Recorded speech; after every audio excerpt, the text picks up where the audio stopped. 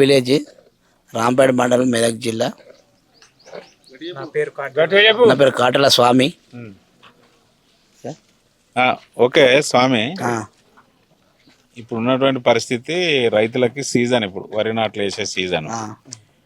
వరి నాట్లు వేసే సీజన్లో రైతులు ఏ రకంగా కష్టపడతారు అంటే వాళ్ళ కష్ట సుఖాలు ఏందో ఒకసారి చెప్పు మా ప్రజలకి.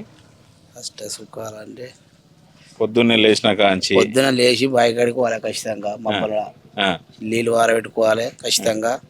పారినా పారకున్నా తెల్లందాక పొందా కష్టపడాలి. వ్యవసాయం పురుగు పూసి ప్రతిదీ వస్తుంది చేనుకాడ. ఇప్పుడు ప్రతిదానికి రోగం వస్తుంది. పొలానికి నాటు తుకం పోసి నుంచి మందు మసాలా మందుతోనే పెరుగుతుంది తుకం. దాన్ని నాటేసినాక కూడా మళ్ళీ మందు కొట్టాలి, గడ్డి మందు చల్లాలి, ప్రతిదీ మందులతోనే. ప్రతిదీ మందులతోనే అంటున్నావు కదా, మరి అది తినడానికి నువ్వు సిద్ధంగా ఉన్నావా? మందులను అదే తింటున్నాం కదా, మందుల తింటున్నాం మొత్తం. మరి దాని పరిష్కారం ఏంది?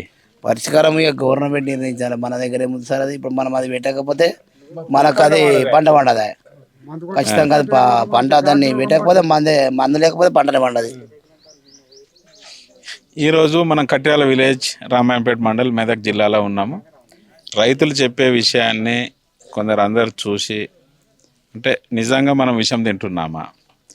వీళ్ళు ఇప్పుడు చెప్పినటువంటి స్వామి చెప్పిన ముచ్చట్లు ఏంటంటే పొద్దున లేచి నుంచి రాత్రి వరకు పంట కోసే వరకు కూడా వాళ్ళు మందులు కెమికల్స్ వాడకుండా పంట తీసే పరిస్థితి లేదు. అది కూరగాయల, బియ్యమా, ఉప్పు, మన లేకపోతే కూరగాయలు, లేదంటే ఆకుకూరలు, లేకపోతే పప్పు దినుసులు, లేకపోతే వరి ధాన్యం, ఏదైనా కూడా ఈరోజు జరిగేటువంటి పరిస్థితులల్లో వారు ఎట్టి పరిస్థితుల్లో కూడా కెమికల్స్ అంటే వీళ్ళ విలేజ్ భాషలు చెప్పేది ఏంటంటే అడుగు మందు కానీ, పొటాషియం కానీ, డిఏపి కానీ, యూరియా కానీ, లేదా అన్ని కెమికల్స్ వాడి, లేదంటే పెస్టిసైడ్స్ వాడి, ఫెర్టిలైజర్ వాడి తీసేటువంటి పంటలు. దానివల్ల ఈరోజు అందరం చెప్పేది ఏంటంటే అన్నం తినడం వల్ల షుగర్ రోగం వస్తుంది, షుగర్ బీమార్ వస్తుంది. నిజం అది కూడా. ఎందుకంటే 100% మందికి ఇప్పుడు షుగర్ అనేది వస్తుంది. ఈ షుగర్ రావడం అనేది ఎందుకు వస్తుంది? ఎందుకంటే ప్రతి మనిషి కూడా షుగర్ ఎక్కడి నుంచి వస్తుంది, షుగర్ ఎందుకు వస్తుంది అనే విషయం పక్కన పెట్టి రోజు అందరు ఏం చెప్తా ఉన్నారంటే షుగర్ వస్తుంది అనే చెప్తా ఉన్నారు. షుగర్ రావడానికి నేను చెప్పేటువంటి కారణాలు ఏంటంటే ఈరోజు అడుగు మందు ఏదైతే కెమికల్స్, ఏదైతే పెస్టిసైడ్స్, ఫెర్టిలైజర్ వాడుతున్నామో దానివల్ల ఒక రకమైనటువంటి అనర్థాలు. రెండో రకమైన అనర్థాలు ఏంటంటే ఇప్పుడు రైస్ ఏదైతే ఉంటుందో దంపుడు బియ్యం అనేది ఉండేది ఇంతకుముందు. ఎవరు దంచేటువంటి పరిస్థితి లేరు. ఏదైతే మిల్లింగ్ పంపిస్తే పాలిష్ చేసేసి ఒరిజినల్ దానికి కావాల్సిన పోషకాలు తీసేసి వట్టి తెల్లగా ఉండేటువంటి రైస్ని మాత్రం మనకి ఇస్తున్నారు. దాన్నే స్టీమ్ రైస్గా ఇప్పుడు మనం మార్కెట్లో చెప్తున్నాము. ఆ రైస్లో ఉండేటువంటి న్యూట్రిషన్స్ ఏవి లేకుండా ఆ రైస్నే తింటున్నాం. అందుకే మనం తెల్లన్నం తినద్దు అని అంటున్నాం. అసలు రైతు దగ్గర జరిగేటువంటి గ్రౌండ్ లెవెల్లో నేను ఈ రిపోర్ట్ పెద్ద మనుషులను అడిగి చెప్తా. ఓకే స్వామి, ఇప్పుడు నేను అనేది ఏంటంటే మీరు వేసిన వరి, మీరు పొలం దున్నిన కాంచి మొదలు పెడితే వరి కోసే వరకు కూడా ఏ రకమైన మందులు వాడతారు చెప్పండి. మాది ఏంది నారు పోసిన కాంచి, నారు పోసినప్పుడు ఎండనిందలు ఎండనీతుల తర్వాత మళ్ళీ ఏం చేస్తామంటే తుకం గుల్కల్. దాని తర్వాత ఏం చేస్తామంటే మా పొలం తుకం పెరగకపోతే మళ్ళీ పెరిగే మందు కొడతాం దానికి. ఓకే, మళ్ళీ దానికి పురుగు రోగం తగిలితే మంద కొడతాం మళ్ళీ దానికి తుకానికి. దాని తర్వాత మళ్ళీ బీసు యూరియా కలిపి మళ్ళీ భూమిలో మందు చల్లుతాం. ప్రతి దాన్ని చల్లినాక మళ్ళీ గడ్డి మందు చల్లుతాం. గడ్డి మందు తర్వాత మళ్ళీ ఏం చేస్తాము, మళ్ళీ కొంచెం రోగం వీళ్ళకి ఎరుగు అనిపిస్తే మందు కొడతాం. పురుగు మందు కొట్టి మళ్ళీ ఏం చేస్తాం, మళ్ళీ మసాలా గులకలు చల్లుతాం. మళ్ళీ గులకలు చల్లి మళ్ళీ మా పంట దశకు వచ్చినప్పుడు మళ్ళీ ఈనే టైంలో కూడా మళ్ళీ ఒకసారి మందు స్ప్రే చేస్తాం. కుల రోగం వస్తే మందు స్ప్రే చేస్తాం. తర్వాత మళ్ళీ మసాలా యూరియా మళ్ళీ ఏమైనా ఎండ రీతులు కలిపి అప్పుడు ఇన్ని కలిపి చల్లుతాం. ప్రతి కోసేదాకా మొత్తం మందులతోనే. సరే, ఇప్పుడు నువ్వు చెప్పిన దానిలే అక్షర సత్యం బాగా చెప్పినావు. ఆ మందులే కదా నువ్వు తినేది, మరి అదే తింటున్నాం. మళ్ళా దాన్నే తింటున్నాం అంటే విషాన్నే తింటాను. మా కళ్ళతో కొట్టుకుంటున్నాం, మేమే తింటున్నాం. మా చేను చేస్తున్నాం, మేమే తింటున్నాం. మళ్ళీ లేకపోతే పంట పండతలేదు. మరి అదొక ఇక మేము ఏమి దాన్ని నెగ్లెక్ట్ చేస్తే దాని పొలం అవుతలేదు. పొలం ఇప్పుడు పంట పంట పంట రాదు మళ్ళా. పంట రాదు అనే దాంతోని ఆ. మరి విషయం ద్వారా ఏం జరుగుతుంది అనేది మీరు ఏమన్నా ఆలోచించారా ఎప్పుడన్నా? మేము అలా చేసాం సార్, ఇక పెడుతున్నాం, తింటున్నాం, చేస్తున్నాం దాన్ని ఆలోచన ఏం చేస్తలేము ఇక ఎట్లా. ఎందుకంటే ఇప్పుడు అది పెట్టకపోతే మేము మాకు వెళ్ళకపోతే మాకు తినకలేకపోతాం కదా. రోజు పంట పండించుకున్నాక తినకపోతే మేము కొనుక్కొచ్చుకుని తినలేం. వాళ్ళు చేసేది కదే, మేము చేసేది కదే పంట. దాన్ని తినక తప్పదా, మనం అయినా తినాలి. మనం ఎంత దాన్ని అన్ని మందులు వాడినా మన కళ్ళతో నిన్ను చేసినా మనమే తినాలి దాన్ని, ఖచ్చితంగా తినాలి.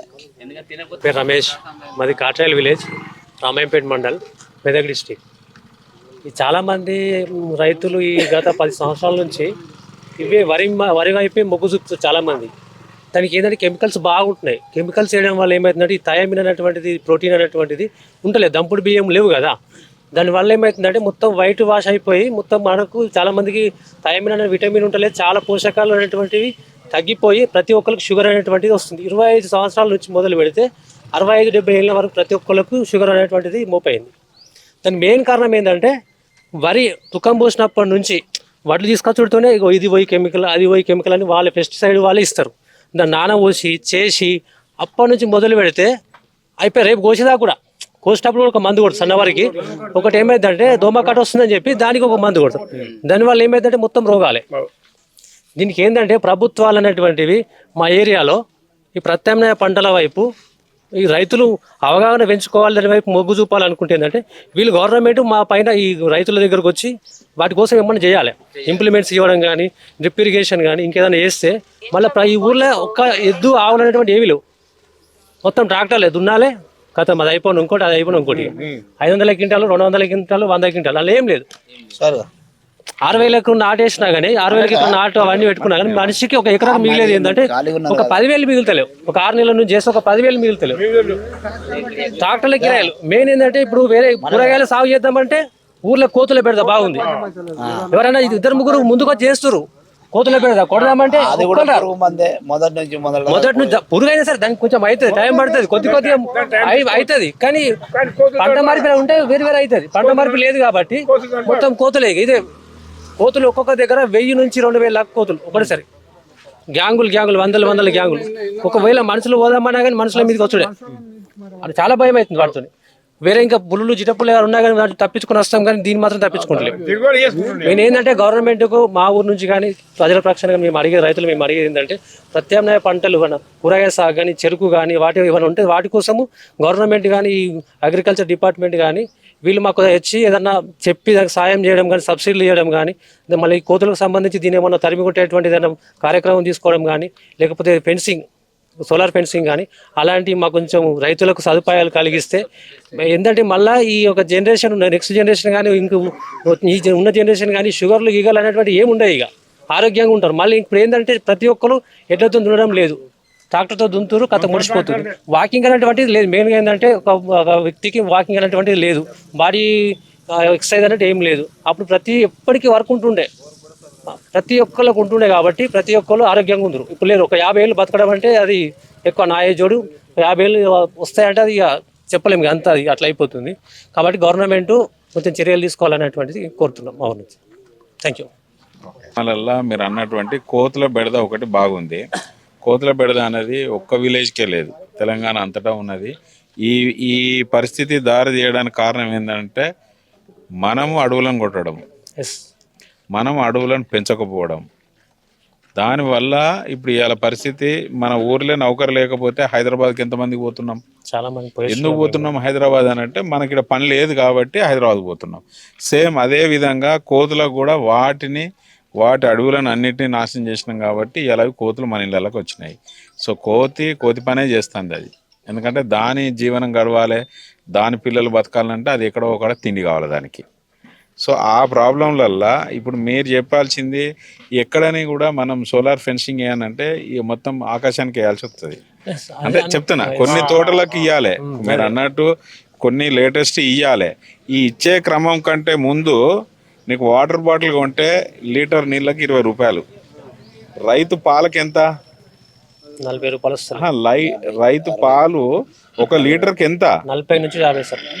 40 నుంచి 50 రూపాయల లీటర్ పాల్ని ఎంత కష్టపడి, సరే మీరు అన్న 70 అన్నా కూడా ఎంత కష్టపడితే లీటర్ పాలు బయటకు వస్తాయి, ఎంత కష్టపడితే నీళ్ళు బాటిల్ని మనం నింపగలుగుతాం. అవునా కదా? ఇప్పుడు నీళ్ళ బాటిల్ నింపినంత ఈజీగా పాలను నింపలేం కదా. ఇప్పుడు బర్రె కావాలి, దాన్ని పేడ తీయాలి, దాన్ని గడ్డి తేవాలి, దాన్ని సాకాలి, అప్పుడు కదా పాలు పితికేది. మరి అట్లాంటి దానిలే ఎక్కడైతే పొదుపు సంఘాలు ఉన్నాయి, పాల సంఘాలు ఉన్నాయి, అన్ని సంఘాలు ఉన్నాయి, ఎక్కడ కూడా మరి ఏంటి పరిస్థితి అనేది మాత్రం ఏ రైతు కూడా ఎక్కడ కూడా ఆలోచించింది లేదు. బాబు మరి నువ్వు తీసేదనుకోమా 20 రూపాయలు, ఇప్పుడు ఎందుకు మీరు వాడే అడుగు మందులే ఒకటి 4,000 3,000 బ్యాగ్ కొనుక్కుంటారు. అదే మళ్ళీ మీ ధాన్యం తీసుకపోతే మాత్రం వాడు 2,000 ఇవ్వన్నా 500 ఇవ్వన్నా, మీరు 200 పెంచుతా అంటే చాలు పాలాభిషేకం చేస్తూనే ఉంటారుగా. 200కే 2,000 కూడా కాదు ఈ పాలాభిషేకాలు చేస్తున్నారు. అంటే దీనివల్ల ఏమవుతుందంటే జనాలు ఏ రాజకీయ పార్టీతో సంబంధం లేదు, అందరూ బతకాలి. ఫస్ట్ అందరూ బతికే క్రమంలో రైతులు పోరాడే విషయాలల్లో కూడా రైతు బాగుంటే దేశం బాగుంటుంది. మామూలుగా సామెత ఉన్నది కదా, ఎద్దేడ్చిన రాజ్యం ఎట్టి పరిస్థితుల్లో మంచిగా ఉండదు. రాజ్యం ఈ రెండు అవి బాగుండేవి కదా. అట్లాంటి క్రమంలో మీరు ఇంకేం చెప్పగలుగుతారు? నేను అనేది ఏంటంటే గవర్నమెంట్ ఏం చేయాల్సిన అవసరం లేదు.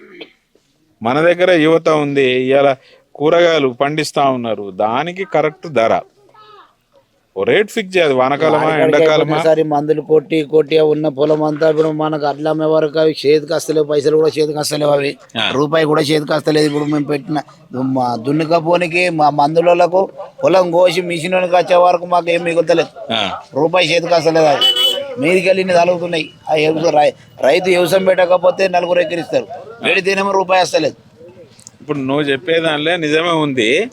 ఈ నిజము ఇప్పుడు నీకు అంటే హైదరాబాద్లో బతికేటోళ్ళు, లేకపోతే బెంగళూరులో బతికేటోళ్ళు, వేరే పెద్ద సిటీలో బతికేటోళ్ళకు ఈ ప్రాబ్లమ్స్ అన్ని తెలివై.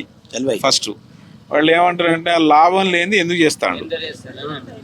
ప్రతి ఒక్క మనిషి అనేది ఏంటంటే లాభం లేనిది ఎందుకు చేస్తాడు, లాభం ఏం లేకుంటేనే లాభం లాస్ అనుకుంటే మేము లేకపోతే బతకలేం కదా సార్.